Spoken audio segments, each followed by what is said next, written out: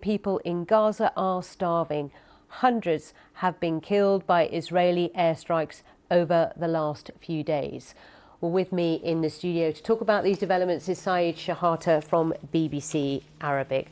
Saeed, if trucks were going in on Monday, why has aid not yet been reached by those who need it?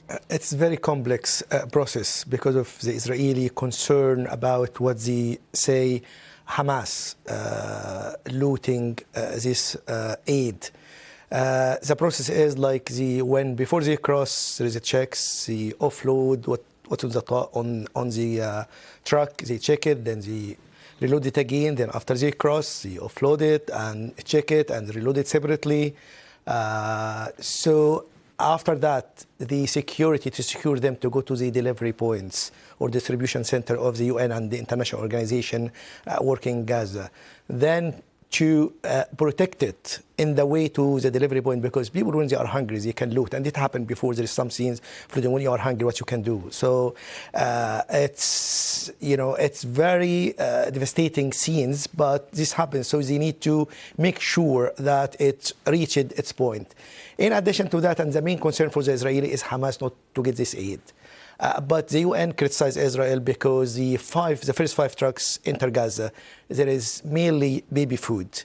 And the UN warned that thousands of babies could die in the next 48 hours. He said this yesterday, if this baby food didn't reach the mothers of these babies. So it's very concerning. So Israel has some concern, but people at risk of dying and being killed and from starvation. So it is pressure on Israel in order to ease the process, because it's very lengthy and there is no need, especially for the baby food. In addition to that, Israel setting up hubs for distribution under the control of the IDF and private companies, which is criticized. And the UN said they are not going to cooperate with that because it's considered as weaponizing the food, which is not accepted by the UN, and they want insisting on delivering the food by themselves. So it is a struggle between both of them, and hopefully they will find a solution sooner than later, because babies dying and other people dying. What's the latest developments on Israel's military operations? Unfortunately, it's ongoing. Since last Friday, intensive military operation in Gaza, everywhere, north, center, south, targeting houses, schools, even hospitals, and thousands of people killed since 18th of March, since the resumption of the war. After the ceasefire deal was ended in 1st of March, the first stage of it, and didn't move to the second stage. In addition to that, the last few days, also hundreds of people died from this military operation. And Israel and the Prime Minister, Mr. Netanyahu, insisting that is the only way to defeat Hamas and getting back the hostages. But so far, didn't happen. So they work on that for a while, since October, and there are some cases the Israeli forces failed to recover some of those hostages, and they were killed by mistakes. So the only way, as what happened before, is through negotiation, through deal.